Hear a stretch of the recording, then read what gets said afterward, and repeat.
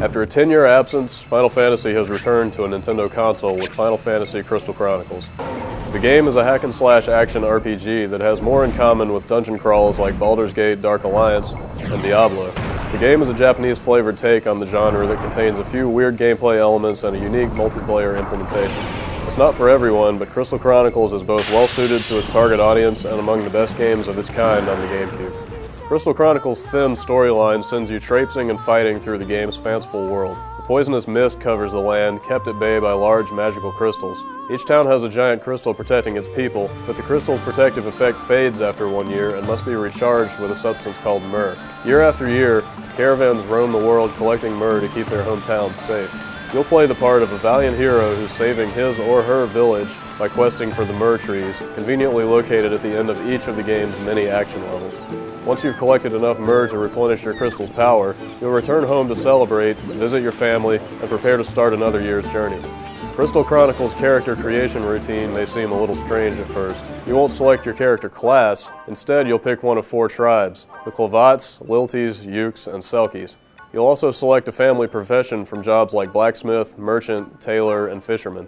To protect yourself from the poison miasma, you'll use the Crystal Chalice, a container used for myrrh collecting. In the single-player game, a Moogle carries this mystical bucket for you, but the multiplayer version of the game is Moogleless. Somebody in your party must carry the chalice, effectively disabling one party member as a fighting and spellcasting agent anytime the group is moving. At least it's easy to drop the bucket and join your comrades in battle when you run into enemies. Sometimes problems arise in the single-player game during the rare instances when your Moogle gets hung up on background scenery, or its more frequent fits of tiredness when it demands that you carry the bucket for a few minutes. Your character has an array of typical action RPG abilities: attack, defend, magic, item, and so on. You assign each action to command slots and then cycle through them one at a time, using the A button to perform whatever action is currently selected. In single-player mode, it's merely inconvenient to switch to your on-screen menu to swap items and spells in and out of slots, but in multiplayer, it'll get you killed when you switch to your GBA to summon up more healing items while your on-screen character gets hacked to bits. You've probably heard a lot about Crystal Chronicles' multiplayer setup, which requires each player to use a Game Boy Advance and link cable to play the game. That's right, you can't play this game 2, 3, or 4-player using any GameCube controllers whatsoever. Granted, assembling a group of people each with a GBA and link cable is difficult, but at least Crystal Chronicles is a ton of fun to play with your friends.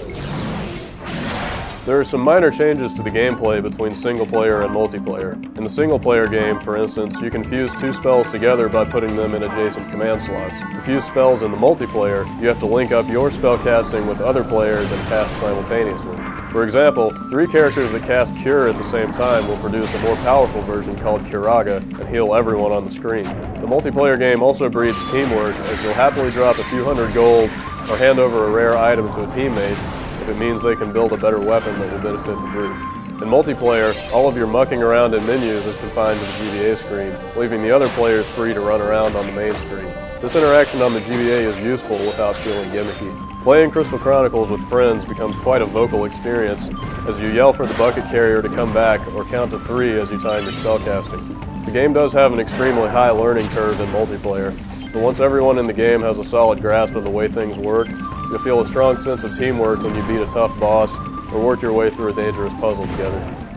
Your character doesn't level up in the typical RPG style. Instead, you'll pick up artifacts during a level, but at the end you're allowed to keep only 1. These items carry upgrades like Strength +2 or gain another command slot. In the multiplayer version, players are rated based on various performance criteria, and this rating determines who gets first choice of the items. Though you can finish all of the game's action levels and move on to the final dungeon in 5 game years, you're free to play the existing levels repeatedly to power up your character and look for better items. Spend enough time with Crystal Chronicles and you'll see that its world has a beauty and cohesive design that not many games can equal. The characters possess expressive animations and the game moves at a consistently smooth frame rate.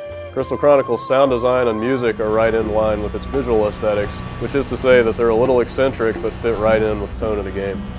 Looking beyond the irritating quirks like the weird bucket mechanics and the expensive hardware requirements, Final Fantasy Crystal Chronicles is an entertaining action RPG with its own style and a fair amount of replay value. It doesn't exactly fit into the Final Fantasy series, but it's good enough to stand on its own, and it serves as a fitting return for Square to the Nintendo partnership that first brought them fame so long ago.